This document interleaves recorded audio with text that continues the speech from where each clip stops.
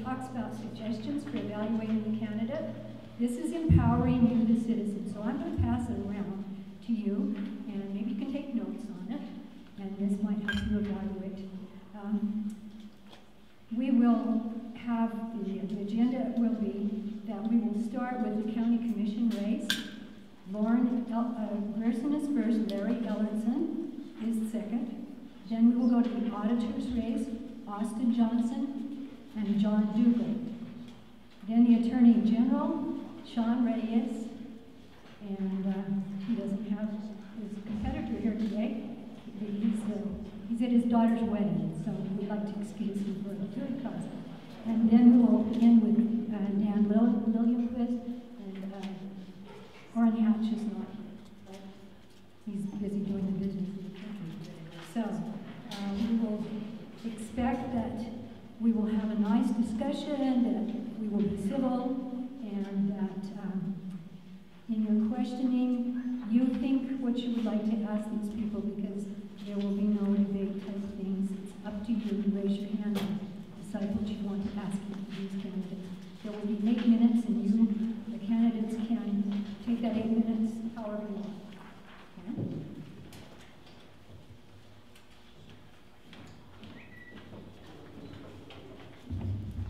Good afternoon. My name is Lorne Grierson, and I'm running for Utah County Commissioner. I've tried to think of what would be the most important thing to tell you in 8 minutes, and I'm not sure that I know the answer to that, so most of this is probably going to turn into question and answer. However, let me just give you a little background about who and what I am. The most important thing I can tell you is stop by the booth and pick up a piece of literature and make sure you get my website, which is www.votegrierson.org, because that's really where you can find out most of the issues. But to tell you a little about myself, I'm originally was born in Canada.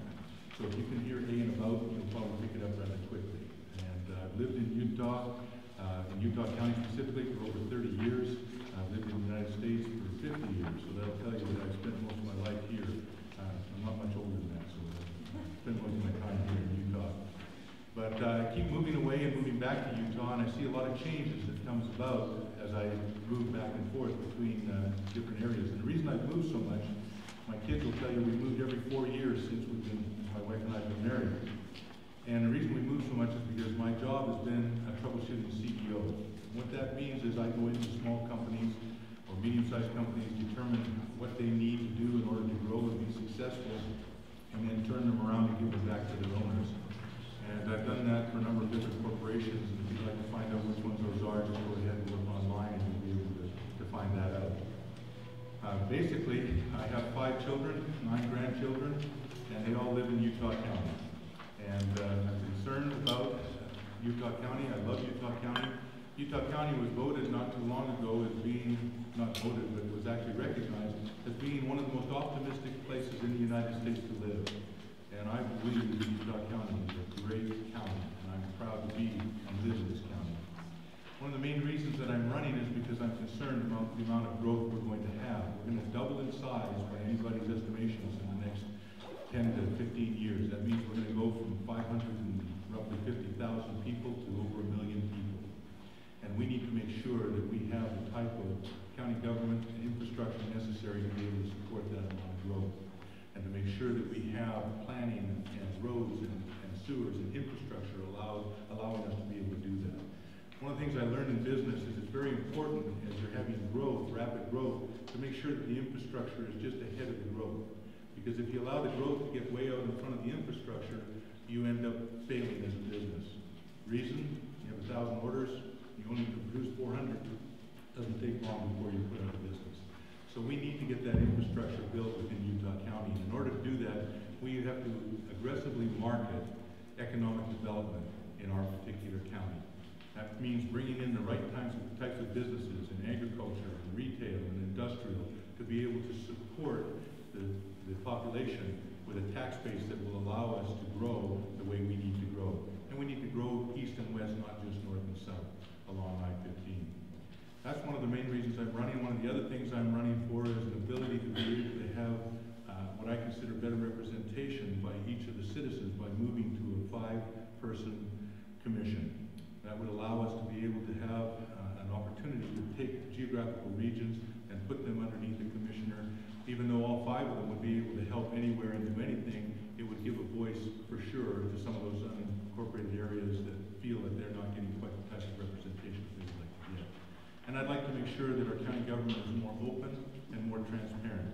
I've told people before I'd like to change that little slogan on the bottom of my page there to votegrierson.org to commissionergrierson.org and keep it going so that people can contact me and get their questions answered. So if you'll go to votegrierson.org and go to contact, there's a little box there, you can just put in your name, your telephone number, and what your issue is, and I'll respond back to you just as quickly as I can. That's a little bit about me, a little bit about what I stand for, and what I'd like to do with the few minutes that I have left is basically open it up to any questions that you might have, and then of course you can ask me individual questions afterwards at my particular food. Any questions? Yes? How are you going to work financing for 2 more members of the commission? I believe that 2 more members of the commission is going to cost a little bit of money. There's no question. It would cost us about $400,000 to add that, including all of the administration and everything else that goes along with it. However, I believe we can get economy of scale by bringing together a master plan that's going to allow for all of the departments to roll up into that, and that we should be able to come up with enough dollars to be able to cover that salary. But more importantly, as we start to grow, we're going to need those extra commissioners to make sure that we're listening to all of the citizens, and I believe it's not too high of a price to pay for the type of representation that we need to have. Questions? Forgive me for challenging the premise that everybody is projecting that we're going to double in 10 to 12 years. Assuming that sometimes when elected officials put forward defective premises, it worries me when a potential elected official wants to expand the size and reach the scope of government based upon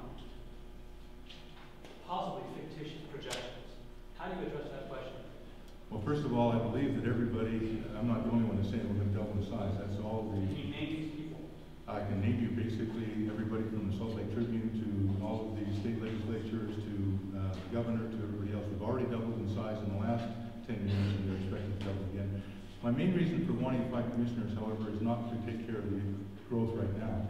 My main reason for wanting to move to more commissioners is because I want to make sure with 5 potential commissioners, we also have less of an opportunity to allow for bullying, where you end up with one commissioner taking another one aside and saying, let's get this done, and it moves forward because they can outvote the third one. I think it's a more stable county government to have 5. That's one of the main reasons I'm doing it. And the other reason I'm more concerned about it is because I'd really like to see geographical areas getting coverage that currently don't feel like they're getting the type of representation I'd like to have.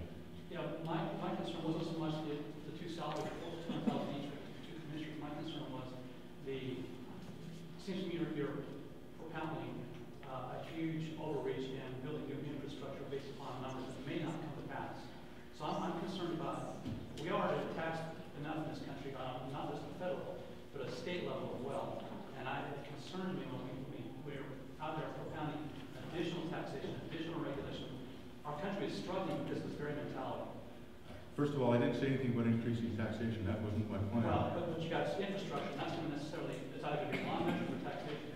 My plan right now is to build a plan. If we don't have the plan right now that will allow us to be able to decide where we want to go, we will end up with the urban sprawl that we're already starting to see happen. What I'm concerned about is putting a plan in place, not necessarily building the infrastructure right now. That will come as the growth comes, incrementally, as you said. I do not believe we need to raise the taxes in order to do that. What I'm interested in is bringing businesses in and strategically placing them around the areas where we need to have them, and allow for that growth to happen naturally. But if we don't start the planning process, as you know, it takes 1.5 years just to do an ecological study to find out if we can put a freeway entrance off of the freeway. And so what I'm looking at is a way to be able to start the process right now of determining where we need to go. Rather than spending more time on this issue right now, let's talk about that a little bit more. But is there any other general issue that we can talk about? You talked about the amount of growth, and limited growth is good. Too much growth is more than we can handle. Has there been any talk about restricting growth to a more manageable pace? If we can have people stop having children, I agree with you. The problem we have is the fact that in Utah County, 70% of the growth is coming from internally. So one of the things we've got to be able to deal with is being able to deal with our own citizenry and where they're going. The growth is coming. I don't know that we can necessarily restrict that.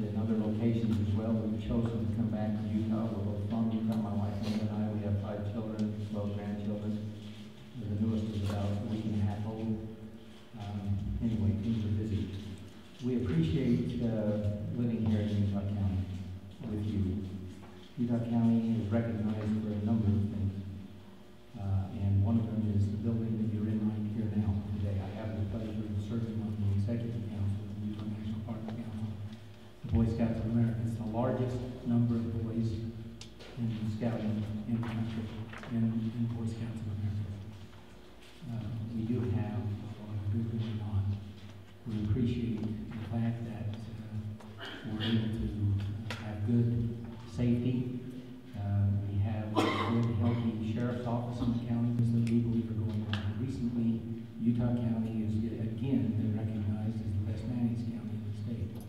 We think that that has something to do with the fact that we're very fiscally responsible in what we do and in what we use the monies that are collected for. They're your monies. I saw a bumper sticker a number of years ago, and it stuck with me. It stuck with me. You know, it says, "You and I pay all taxes," and that's true of all costs as well. We, the consumer, we, the individual, and it's important that we remember that. We have made decisions within Utah County and continue. Now, the concept of development in Utah County is one that goes back for years and years, but we continue to support it, and that is that we don't encourage growth and sprawl within the Utah County unincorporated area. We work with the cities within their general plans, and they each have one. We have a county plan as well, but we don't encourage people moving beyond the infrastructure. It was stated, and it's true, that you have to grow in the infrastructure, otherwise it becomes very costly, and we're not proposing that. I believe that there will be growth, and we will continue to manage growth in terms of the way we respond to it and provide the services that people want. Right now, we don't provide municipal services in Utah County, and we don't plan on doing it. That's the reason why your property taxes for the county portion, which is 10% or thereabouts of your total property tax bill, is low and one of the lowest in the state. I believe that we're doing a good job with 3 commissioners. I'm convinced that we can continue to serve with 3 commissioners at this point in time. There may come a time when a need may arise to expand, but when we do that, we ought to do it because the need is there, and we ought to do it for the right reasons. Right now, all 3 commissioners represent all of you. We don't have a geographic base, and I feel that that's the proper way of doing it, because therefore you can come to any one of the 3 and get your problem dealt with, as opposed to me being elected by a geographic area, wherein I may be tempted to represent only that area and not care so much about the rest of the county. I believe it's healthy the way it is and the way it's set up. Let me turn to you for your questions at this point in time. No questions? That's okay if there are no questions. Go ahead. What are some of your proudest accomplishments from your current office? Okay. I've been involved in putting together a plan from the county perspective, working with the state, with UDOT, and with all entities to help fund the current program of work that's been done with transportation. That includes I-15, it includes a number of roads throughout the valley, 2100 North, Pioneer Crossing, North County Boulevard, 400 South of Springville. There's a new road that's being planned. We're working through the environmental work on Woodland Hills Drive. We're throughout the county. We're trying to provide necessary infrastructure for roadways throughout. Also, we have front-runner commuter rail coming to Utah County later this year, and I recognize that may or may not be something that everyone enjoys, but I think in time everyone will recognize the value of having a good, robust, multifaceted transportation system. And that includes trails. I've been involved in helping to bring about some work on trails. The one that I'm most proud of today is one that will connect Provo Canyon to the Jordan River Parkway Trail at the point of the mountain. It's about a 20-mile trail, plus or minus, that will come and connect into other trails, and that will include multimodal, non-motorized types of travel. And those are good things. I've probably forgotten some important, but I think the fact that we balance the budget and fiscally responsible, we haven't raised taxes, and don't intend to. What do you think about E-Verify? E-Verify is a system to try and, I don't even tell you what the system is, you know what the system is. Well, but other people might not. It has to do with employment and trying to control and deal with the issue of immigration. There are a couple of schools of thought on that. We have people in this valley, the farmers, who are against E-Verify. They think that they're already providing information to verify the employment. Thank you. If E-Verify is the best way to do it,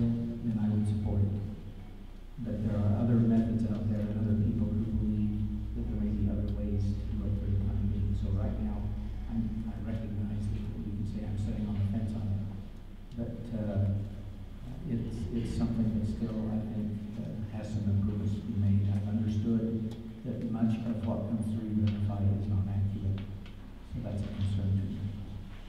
Yes? You mentioned the front loader, I wasn't concerned about things like the front loader. It seems to me that if I get off the front loader train, the control, they have to go 8 blocks east and 2 blocks south to get it work. It's a non-deal for me. One of the things that by bringing front loader in, it will allow us to do is to redeploy some of the bus system, so that it will provide better access back into the community. We're working on doing that with UTA at this point in time. It's not Amtrak, but I respect your thinking. But the point is, if I may just expand on that, a robust transit system coupled with the ability to be around in an automobile if you choose to do so adds value to the community. You look at the community that has it, and it adds to it. By having it, we will be able to add additional bus service back into the communities over time. It's not going to happen overnight, and that will help to provide a more robust system as well. I've got about 10 seconds for a question. Yes. California has a train that's being proposed to go from the middle of the San Joaquin Valley, and it's being funded by a bond measure. Now that the California voters are having buyer's remorse, do you not think that might occur here in Utah?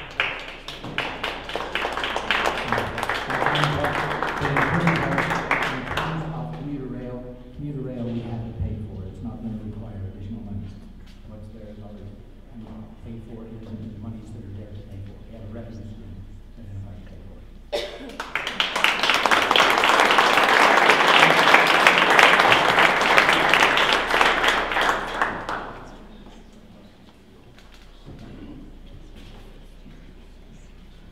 Would you do me a favor and hold up that 2-minute one when I'm halfway through it, 4 minutes? Because if I don't get more warnings than one, we're going to be in trouble here. My name's Auston Johnson. I'm currently serving as your state auditor. I'm a native Utahn. I grew up in Murray. When I got out of high school, I joined the Navy and went and became a radioman in Beach Jumper Unit 1, and I served in Vietnam. When I came home, I went to Utah State, got an accounting degree, became a certified public accountant, and I've been auditing ever since. I've been a CPA for 33 years. I've been the state auditor for the last 17 years. I have been your, some call it watchdog. I don't like that term myself very much, but I've been the oversight and accountability for state expenditures over that period of time, over that last 17 years. State Auditor's Office, by constitutional decree, is the financial auditor of public accounts. And that is the main function of that office, is to audit financial statements. We audit the state's financial statements, the colleges and universities, the applied technology centers, and a lot of other agencies that are mandated in statute that have to have financial audits. And so that's the main thing that we do. But we also do a lot of other things. We train local government officials. We hold training seminars every year at several locations around the state to train local officials in their fiscal responsibilities. We train the CPA firms that audit local governments to make sure that they understand what their responsibilities are when they audit local governments. We do other kinds of audits. We do fraud, waste, and abuse audits. We do performance audits. We do departmental reviews. We do internal control audits, special projects. We have a lot of different titles for the things that we do, but actually you throw all of that stuff that's not a financial audit into a general category of performance audits. That's the way it's defined in the standards. So those are the main things that we do. Up until 2003, we weren't allowed to do performance audits. In 2003, they passed a law that said we could do it, but they didn't fund it. And in fact, they didn't fund it until 2007. And then in 2008, they stripped the funding away. So I have a mandate to do performance audits, and yet I have no money to do it, because my budget has actually declined over that period of time. But through efficiencies, by converting our office from paper audits to computer audits, everything we do now is automated. We have been able to create efficiencies in the office to allow us to do these other things. So since 2007, I've been doing an average of somewhere between 14 and 18 performance audits each year. So that kind of spreads out the work, and we can do additional work. But you know, there's still a lot to be done. You can put a lot of auditors to work doing a lot of different things. Now, one of the things that my opponent's going to say, I'm just going to take care of this now, is that we had the opportunity to have a Medicaid fraud audit in our office, and we turned it down and walked away from it. Not exactly true. What happened is they offered me to have the Medicaid fraud audit in my office. I said yes, I will take it. When I saw the bill draft, it put the audit in my office, but it had the governor controlling it, hiring the person, directing the work, the person answering to the governor's office. I sent an email back to the sponsor, who was David Clark, and said, you can't do that. If it's going to be in my office, it's my responsibility.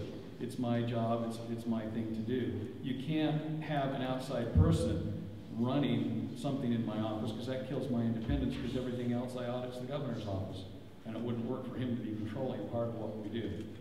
The other thing that you're going to hear about is the DABC audit and how we fell down on the job on the DABC audit. That audit came as a tip to both the, the legislature and the governor at the same time. We put a team together and went, that was a Thursday afternoon. We went down there Friday afternoon. Legislative auditor had shown up for Friday morning and said, hey, we're doing this audit. And I said, well, why are you doing down here? What are you doing down here? And said, we got the same tip you did. And I said, great, what are you going to do? And they told us. We looked that over, said, okay, go back on the jobs that I pulled them off of so we could go do that audit. It would have been really wasteful for us to show up and do that kind of an audit on top of the Legislative Auditor General's office.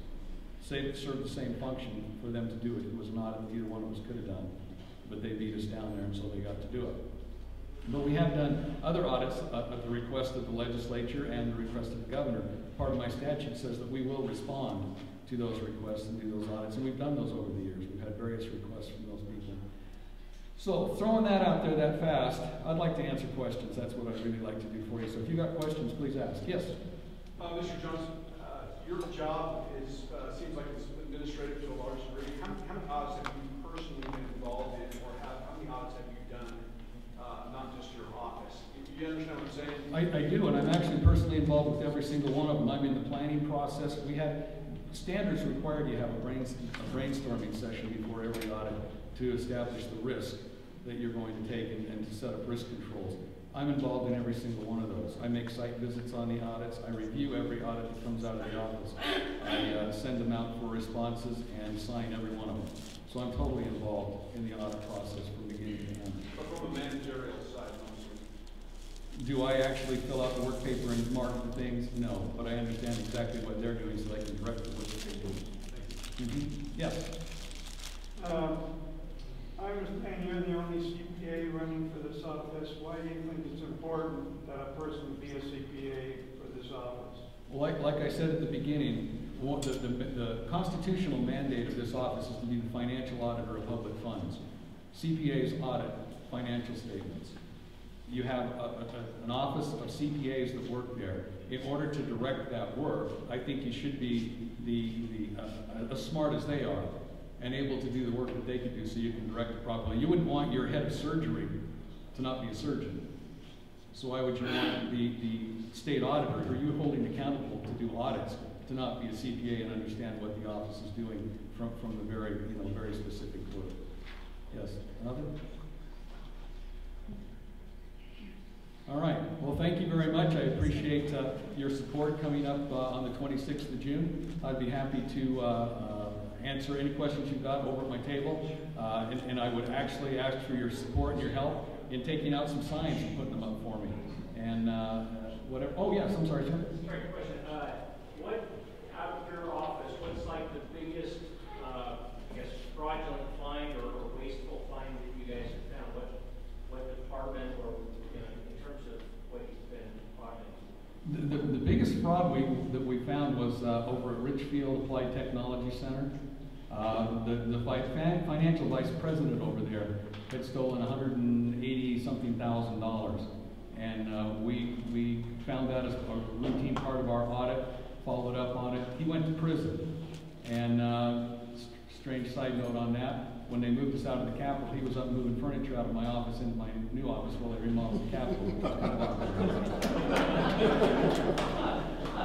I would appreciate your support. Thank you very much, and I'll be happy to answer your questions over here. Auston Johnson, State Auditor. Thank you.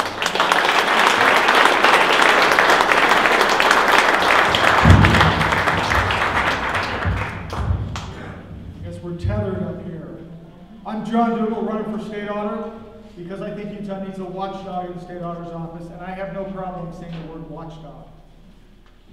I currently serve in the legislature. I'm the #2 guy in charge of the budget. Been in the legislature representing Northeast Utah County for the last 10 years. And it's been a privilege to serve.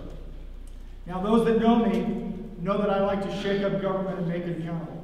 The very first thing I worked on in the legislature was bringing more transparency to transportation prioritization. In the past, it had been backroom deals that got projects funded. What we shifted to was letting the science drive the process, letting criteria like congestion and safety and so forth start to dictate which project should be built rather than who had the political clout. The next task I worked on was tax reform, bringing a better tax system to Utah, helping us be more competitive in a global economy, and also helping deliver the largest tax cut this state's ever seen. After that, I chaired the Health and Human Services Budget Committee. And if you know anything about Medicaid and how it's growing out of control, that's a very difficult committee. And that's where I teamed with Senator Liljenquist to bring accountability to Medicaid, to start to work to rein in the cost of Medicaid. And currently overseeing the whole entire budget in the House as the Vice Chair of Executive Appropriations. So I have an understanding of how government works. I have an understanding of the budget. I'm a business guy. My background is high tech. Bachelor's, Master's in Electrical Engineering, and an MBA. I come at this from a business perspective. The concept that says that only a CPA can do this job seems to forget what this job is. This job is not to be the accountant-in-chief for the state. This job is to be the constitutional watchdog, looking out for your funds, reporting to you, are they being spent first legally, and then how efficiently and how effectively they're being spent. Now, one of the key discussions we had this morning, my opponent felt like the heavy lifting of the auditor's office has been done for years, and that now it's in a mode of maintenance. I contend the heavy lifting in defense of the taxpayer is never done. As I go around the state and I talk to folks, they talk about the burden of taxes on their families, the burden of taxes on their businesses, how difficult it is to live, survive, and compete in this economy. So they don't want to see their tax dollars wasted. They want to see it spent effectively. They don't want to see wasteful programs. And one of the jobs of the State Auditor's Office is to provide accountability of how those programs are operating. Some would call that a check on the legislature. When the legislature creates a new program, making sure there's a check to say we're not getting out of control programs that are wasting taxpayer money. And we must do a better job at that. And that is one of the key debates we're having in this race. I understand this is the auditor's race. I know it's the race everybody's talking about. But for several decades, nobody's paid attention to this. And I think that's a travesty. There is a reason why we have a constitutional position of state auditor. I tell folks I'm an MBA, not a CPA. I hire CPAs. And that is the job of the state auditor. Set the direction for the office and hire the necessary talent to get the job done. Accounting, finance, legal, IT, and so forth. There are activities we can do when it comes to audits where we can start to automate the audit process. Recently, there was an audit release talking about purchase cards. Hey, guess what? Rather than 6 to 9 months after the fact coming through and doing an audit, there are ways to mine the data system on a daily basis and report to managers when their employees are violating the purchase rules. There are ways to put in data systems that monitor travel policy and report to managers when somebody is violating the travel policy, rather than an audit months after the fact. Now, it was brought up DABC. Let me tell you what one of my concerns is with the Department of Alcoholic Beverage Control. The State Auditor's Office had identified procurement code violations in 95, 99, and 2002. That was all before I entered the legislature. And all they did was write a memo. And I contend when you've got serious violations like that, you have to do more than write a memo. You have to engage policymakers to bring accountability to rogue agencies. You need to work with policymakers, whether it's the governor, legislature, or local officials, to help them understand the severity of the audit findings and help translate audit speak into public policy that they can enact. Because those elected officials expect to know it. When the legislature found out that this had been going on for 15 years, and the state auditor's office knew about that, to me that's unacceptable. Completely unacceptable. When it came to Medicaid and the creation of the Office of Inspector General, we created that office a year and a half ago. They just celebrated 1 year anniversary, talking about saving $10 million for the taxpayers with another $20 million on the hook in payment of billing errors. But the problem I have and the concern that I express is that where was the state auditor's office for the several decades leading up to that? Why is it that the legislative auditors are the ones that have to find these things? The role of the state auditor is to be that independent early warning system, identifying the risks to the taxpayer. By the time it comes to the legislative auditor, it's well down the path. And what I'm going to do is take a much more active role in making sure that the office knows that the heavy lifting is not done, that the defense of the taxpayer happens day in and day out. I'm John Dougall. My friends call me Frugal Dougall. I'm running for state auditor because I think we need a watchdog in the office. I'm open for questions. Yes, sir. Yeah, I've got two questions. Certainly. The first one, are you endorsed by members of the state legislature? Absolutely. Okay. As are, yep. Okay, the second one is, how do you, as a state auditor, fairly audit those who have endorsed you? So you're saying because you have an endorsement, you believe somebody's beholden to somebody? Is that the question you're asking? Yeah, basically. Okay. The simple fact is you can look at my 10-year history in the legislature. You can look at the independence I've shown in there. Nobody votes no in the legislature more than I do. Nobody stands up to practices in the legislature more than I have. I know my colleagues probably didn't appreciate me championing getting rid of post-employment benefits, if you will, what we call health care for life. But I thought that was the right policy to stand up and say, there's no reason for legislators to have that benefit. There's a reason why I teamed with Senator Liljenquist to change pensions in the state of Utah. So yes, I have a history of standing up to the legislature. Yes, sir. You mentioned that you're known for shaking things up. Are there specific things in the auditor department that you feel need to be shaken up? Well, yes. First of all, I think the office needs to be shaken up itself. It's largely been missing in action and dormant for the last 2 decades. It's unfortunate.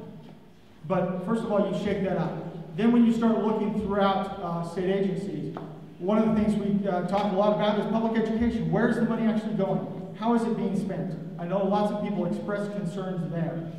When it comes to UDOT and making sure that that agency is accountable to the public and how they spend their money, and they don't violate the trust of the public and elected officials, I think that is critical. And you can go down the list in terms of various programs and agencies.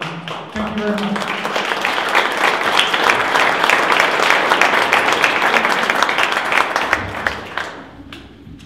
Good afternoon, ladies and gentlemen. For those of you who don't know me, my name is Sean Reyes, and I am working hard to be Utah's next Attorney General. The office of Attorney General is critical, whether we realize it or not. It's critical to protect our families, our freedoms, and our liberties. And when you vote on June 26th in the primary, and I hope all of you will do that, I want you to remember that you are hiring the state's top attorney. And I feel strongly that I'm the most qualified candidate for the job. I don't want you to just take my word for it. If you would come to our website, I invite you to come to SeanReyes.com. It's spelled S-E-A-N-R-E-Y-E-S or R-E-yes.com, and come and see the endorsements that we have. We have the vast majority of legal leaders, presidents of law firms, large and small, CEOs, CFOs in the business community, and civic leaders. Those who have endorsed, the majority of them have endorsed me because they know that when it comes to the law, I have, and I'm the only one in this race, who has an entire career of experience in the courtroom defending and winning cases on behalf of Utah citizens and Utah businesses. And that's significant. That experience matters. They also know that I was a partner at the largest law firm in the state of Utah. I spent 14 years there, litigating cases, trying cases, appealing cases at the highest level in courts throughout the country, federal and state courts, that I've argued in front of the 10th Circuit Court of Appeals, that I've done cases in front of the United States and Utah Supreme Court. That's what they know about me. They know that I'm an AV-rated lawyer. Now, the AV rating is the highest rating that you can get from the Martindale-Hubbell Service. It is the gold standard amongst lawyers. The A signifies that amongst the other lawyers and judges in the community, that they've given me the highest rating for skill. Some lawyers spend their entire careers working up to a C rating or a B rating. I've had that A rating for 7 years of my 15 years. And perhaps more importantly, you cannot even get a skill rating until first you get an integrity rating. And that B means that the lawyers and judges, again, that I've worked with and that I've worked against have said Sean has the integrity, the honesty, and the professionalism in the practice to earn that. My opponent doesn't have a rating. My opponent hasn't been selected to the Utah Legal Elite. I've been selected for 7 consecutive years. Again, acknowledging that my peers, business owners, that lawyers and judges think that I have the skills and the ability and the integrity to do the job well. In 2006, I was the Utah Young Lawyer of the Year. And in 2008, it was my privilege to represent the state of Utah in accepting the top young lawyer in the United States award that was given to me by the American Bar Association. What these other leaders know too is that I have stood up to defend Utah citizens against the federal government, that I have fought large corporations when they've come in and threatened Utah businesses, and I'll give you one example. When the EPA came in a number of years ago and tried to shut down a good corporate citizen, an industrial business here in our state, not only did they want to shut them down, they wanted to extract fines, tens of millions of dollars, and most egregiously, they wanted to put the plant manager and the assistant plant manager in prison for the rest of their lives. It was my legal team, my trial team. We argued in front of a federal judge in federal court under federal law. We fought the federal government for 3 years, and we beat them time and time again, and finally sent them packing back to DC in defeat with no jobs lost, no businesses shut down, and to me, most importantly, no Utah citizens going to prison under my watch. And that, ladies and gentlemen, is what we need in an Attorney General for the state of Utah. Not just somebody who's willing to fight, or someone who says that they will fight or will take credit for a fight, but somebody who's actually fought over and over and over again throughout his entire career and won consistently. I am that fighter and that lawyer that Utah needs. Utah also needs a leader. Somebody who has the skill and the experience and the judgment to inspire others, especially lawyers, to lead them to victory. Not only do I have the most legal experience in this race, but I have the most experience when it comes to leadership on the front lines. I have led large litigation teams. I have led civic organizations, charitable organizations, religious organizations. I have managed and led legal organizations, some with more lawyers than there are in the Attorney General's office. Leadership matters. When it comes, ladies and gentlemen, to fighting on behalf of the average citizen, I know how to lead that fight. Whether the issue is large or small, I stand with those who need a strong voice, and the Attorney General of the state of Utah needs to be that voice for the people. Now, the Attorney General represents the state agencies, law enforcement, DCFS, regulatory agencies, but he must ensure that in that representation, that the rights of the people, the liberties of the people, the constitutional guarantees are not harmed by those state agencies. And that is my vision for the office, to return it back to a law office of and for the people, accountable and transparent to the people. Not a political office, not an office that's unduly influenced by special interests and lobbyists. Now, politics does play a role there in the office, but it must be secondary to the Constitution, and to the people. I am not a career politician. I am not a career lobbyist or fundraiser or perennial candidate. I'm a career lawyer and leader, and I'm a full-time voice for those who need a champion. Again, and with your help, I will stand up to fight to protect our families from violent crimes and gangs and drugs and predators on the internet and in the streets. I will fight to liberate our public lands so that we have access to the energy we need to educate our children, keep jobs, and our economy prosperous. I will continue to fight against Obamacare. I will fight against white-collar crime. We lose billions of dollars every year to frauds and scams and schemes. I will also fight to make sure that businesses, those that lie and cheat and steal, know that they will be prosecuted regardless of campaign contributions or political influence or who they are or what their name is. I will fight against the federal government wherever and in whatever other capacity they overreach and overregulate, because I'm tired, probably like many of you, of DC telling us, Washington telling us how to run our businesses, how to educate our children, what to do with our lands and our guns and our gold. I want what you want, to return back power to the people first, to families, and then to local and state government, and leave only those enumerated powers to the federal government. My name is Sean Reyes. I ask for your vote and your support on June 26th, Utah's next Attorney General. Please come visit us at our site, SeanReyes.com. God bless you all, and thank you so much for your time today.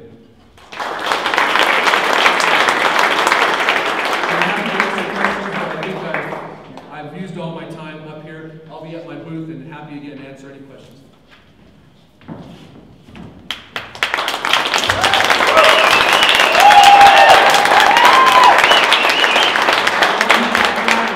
Ladies and gentlemen, I'm Liljenquist. I'm running for the United States Senate because it's time for new leadership in Washington, D.C. Now, this is our 254th public event since announcing our candidacy on January 4th. Feels like a year. I'm delighted to be here. When this country began, it did not begin with I, the person. There's not one person, no matter how powerful they think they are or hope to become, that will change the course of this country. But we, the people, can. Now, in this race, you've heard a lot about seniority and about chairmanships and all the clout and experience, but that's not what this race comes down to. Elections are about the future and where we're going. Now, I want to tell you a little bit about myself. Outside of my love for God, family, and country, there are really three things that I'm passionate about. Well, and BYU football, but three other things. Economics, the law, and business. I studied economics here at BYU. I thought I was going down to BYU to become a doctor like my dad and brothers. I found economics my freshman year, and I majored in it, was a teaching assistant for 5 semesters, graduated with high honors. It really has shaped the way I think and break down problems. I studied law at the University of Chicago Law School, where I graduated with my Juris Doctorate. It was great education to think critically about the law and the role of government in our lives, and what the role of law and the rule of law really means. And the third thing is when I graduated from law school, I launched my career at Bain Consulting instead of practicing law. I've always been entrepreneurial, from a paper route when I was a kid to having a jewelry business during college, and really wanted to get back into it. I launched my career after law school at Bain Consulting. I went into companies that were broken and fixed them, from airlines to railroad car manufacturers, large distribution companies. I did that there, and then in the Fortune 500 world with affiliated computer services doing similar work. I then jumped out and became an entrepreneur again, and have had a great time being a successful business owner. I ran for the state legislature in 2008 on a platform that I would use the skills and abilities I've developed in the private sector and my experience in education to dive into our biggest financial issues in the state, and that's what I've done, working on things like Medicaid reform and pension reform, and we've had unique success in the last couple of years with the legislation I sponsored to tackle those programs and make sure that the state of Utah will be fiscally sound now and 30 years from now. Now, this race is not about seniority, like I said, or about chairmanships, but it's about where we're going and who has the skills and the ability to turn this country around. I do. Now, in politics, when all is said and done, a whole bunch more is ever said than is ever done. I want to tell you exactly what I will do as your next United States Senator. I will use every ounce of my skills and ability from Bain and the private sector to dive into the most complex financial issues of all time and work to fix them. We have 185 different federal welfare programs. We have programs like Social Security and Medicare that are broken, that Congress has robbed the trust funds over these years, that if we do not fix them now, they will sink us. I will sponsor reforms, not just balanced budget amendments, that balance the budget. You see, you cannot hold up a balanced budget amendment in one hand and pass legislation in the other that makes it impossible for future generations of Americans. 3, I'm not moving to Washington. You see, I want to represent Utah to Washington, not the other way around. Number 4, I will sponsor term limit amendments to make sure that people don't stay there for life. But I will also limit myself. I will serve no more than 3 terms. And like I did in Utah, I will run legislation federally to eliminate pensions for Congress. We did that here in Utah, it can be done there. I do not believe Congress should get a better deal than we the people.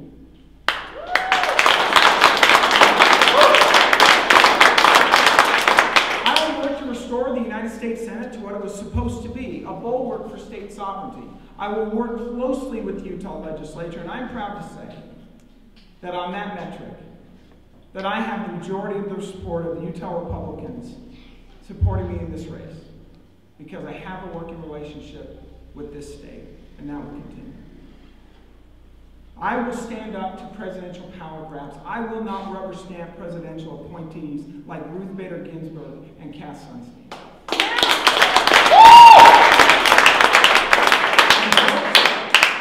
When people disagree with me, I will return that disagreement with kindness and an open hand, not a punch in the face. You see, we have too much more going on in Washington, D.C. We need people who are principled but can get along as well. Now, look, Senator Hatch in this race has made 2 principal arguments for you to re-elect him to his 37th through 42nd years back in Washington. He has said that he has seniority and he's going to be chairman of the Finance Committee and that only he can save Hill Air Force Base. Well, let me address those.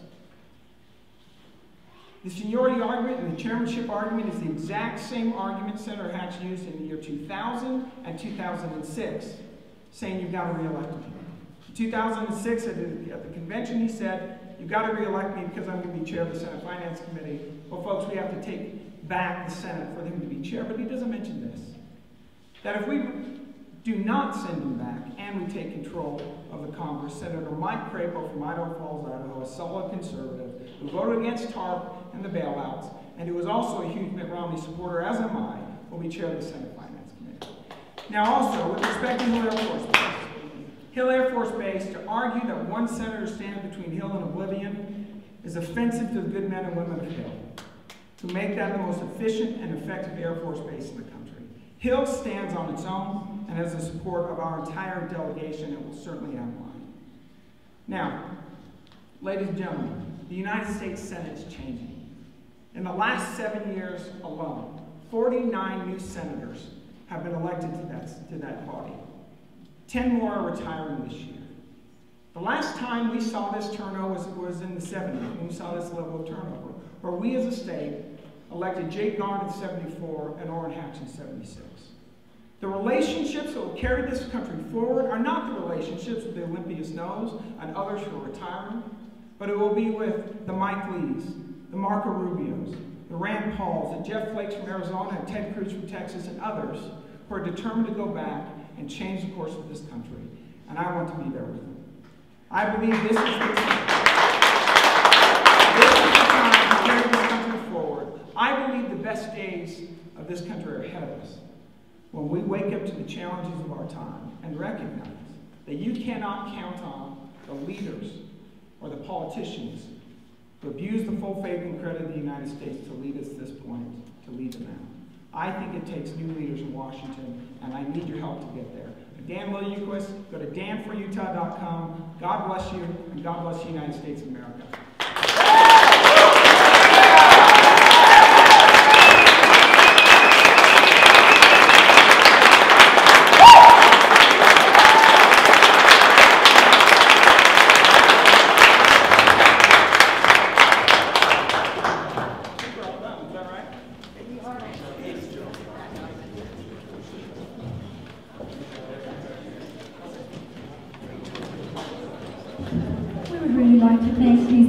servants, these people who want to come and serve us, and we thank them for their time and their participation. I have an apology. May I have your attention just a minute, please? Please. I have an apology. I have overlooked 2 tables that are really important. Alpine School District has adopted a Common Core curriculum. Their material is right back there behind Chris. On that table, right there. And then there are some parents over here who do not like what they have decided to do, and they have some good reasons. And it's this group over here. So we kept them separate. We would like to. Yes. So those are, if you have not visited these booths, please do. We have some wonderful people who want to serve us, and they're spending their time and their money doing that to help us, to help others, and bring our neighbors in to become more educated. So we have now the opportunity to go to these different booths. The building needs to be vacated by 5 o'clock. And so we want to also thank the Boy Scouts of America. Ben Summerholder is the one who arranged this for us. They have just provided this for us free of charge. And we would really like to thank them.